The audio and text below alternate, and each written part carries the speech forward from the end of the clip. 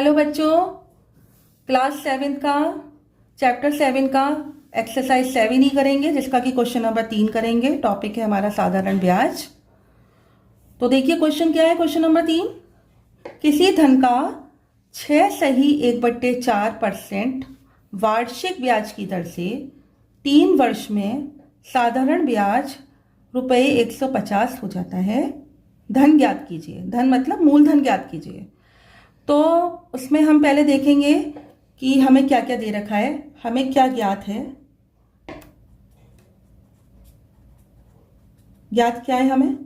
दर 6.1/4%, यानी कि 6 चौक 24 प्लस 1 25/4% तो हमारी ब्याज हो गई, दर हो गई, सॉरी।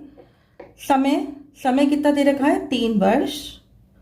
और साधारण ब्याज 150 रुपये हो जाता है, तो हमारी साधारण ब्याज यानी SI हो गई 150 रुपये। तो हमें इसमें मूलधन पूछा है, यानी P पूछा है।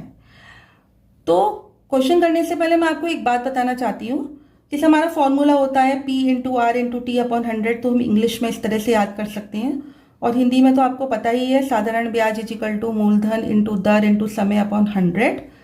तो फॉर्मूले में हमारे पास 4 चीज़ें होती हैं, ब्याज, मूलधन, दर, समय। तो कोई भी 3 चीज़ें हमें पता हो तो हम चौथी चीज़ पता कर सकते हैं। तो हमारे पास 3 चीज़ें हमें पता है, तो इसमें हम लगा देंगे, चौथी चीज़ हम निकाल लेंगे।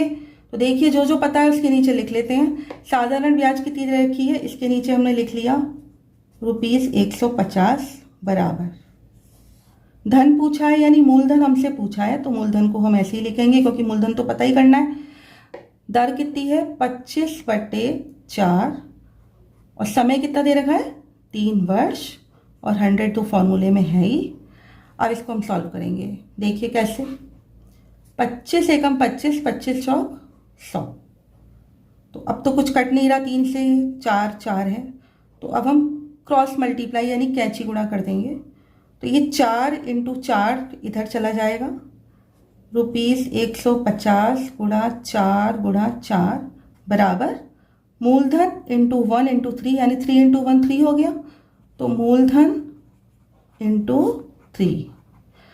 अब हमको निकालना है मूलधन।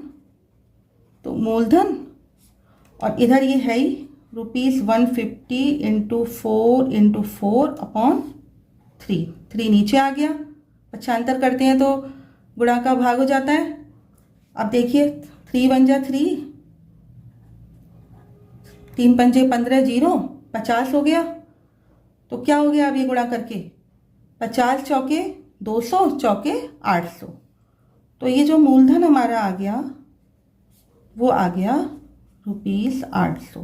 समझे आप? करिए इसको, समझिए। मिलते हैं अगले वीडियो में। बाय।